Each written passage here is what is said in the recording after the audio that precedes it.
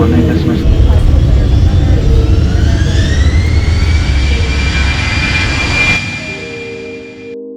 我跟多莉呢一直以来都很想去日本玩，但是多莉现在毕业，她开始得要找工作了，我们未来能够旅游的机会越来越少了，所以我们就一直希望能够在她开始工作之前，能够像去年一样制造一些属于我们自己的回忆。但是有一个问题，就是日本的机票实在是太贵了。我们平时订机票的时候都是看 Google 翻上面有没有便宜的机票，而一般从美国飞东京的机票，一个人大概要1500块美金，这对我们两个来讲有点负担不起。但是就在这时，我们看到一个奇迹般的价位，400块美金，400块美金从美国日本的来回机票。我们看到这个价位之后还不敢相信自己的眼睛，觉得这一定是诈骗。但是为了要能够远去日本的梦想，我们只能把握这次机会，秉持着冒险精神，赌了一把。干嘛呢？你要说吗？好，我们终于拿到我们的机票，我们终于可以出发前往日本啦。但是这航空公司真的没什么人飞，我们去柜台的时候根本都没有人在那边排。但是最大的问题不在那里，最可怕的一点就是我们在网上看他们照片的时候，他们的餐点跟猫饲料差不多。所以呢，我们特意在机场上面买了 Chick-fil-A， 这是我们上飞机前最后一个正常的餐。希望飞机餐不会真的那么糟了。所以我们就如同待宰的羔羊，吃着我们最后的晚餐，准备迎接我们接下来14个小时的廉价航空之旅。登机啦，希望体验不会太糟。Thank you. Thank you.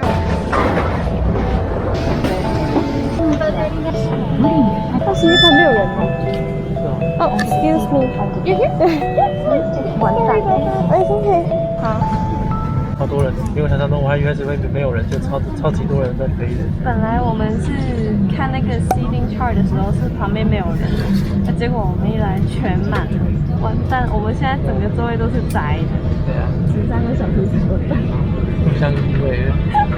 再加上我们有2个背包，让我们的空间变得非常的小，基本上让我的脚根本没有办法伸直。但是没有办法，至少它还有提供很多其他的服务。所以起飞之后，我们第一件尝试的事情就是去连它免费的 WiFi。就没了。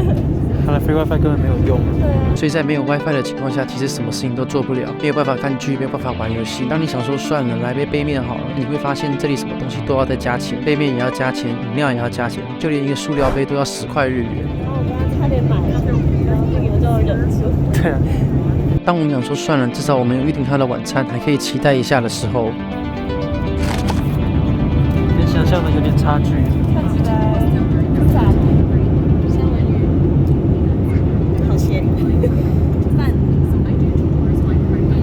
没味道。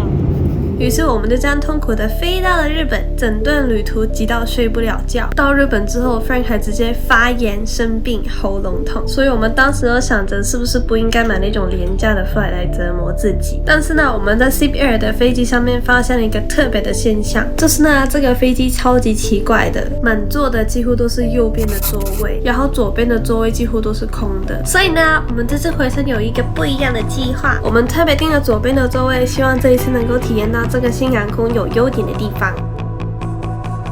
结果跟我们想象的一样，左边的座位几乎是没有人坐的，所以我这次可以独占3个座位，然后把 Frank 当脚踏垫，这样我就可以像商务舱那样整个人躺下来。然后它的厕所也是特别的干净，窗户还可以变色，也有很多小插座可以给手机跟 iPad 充电。我们这次还是提前准备好下载了 Netflix 的剧，虽然食物看起来还是跟猫饲料没两样，但至少这次我们可以边看剧边吃饭，比上次去日本的时候好非常多，也终于可以享受长途飞行的旅程啦。不过下次倒是可以订它的商务舱，因为它也很便宜，跟一般航空公司的经济舱差不多，可以考虑哦。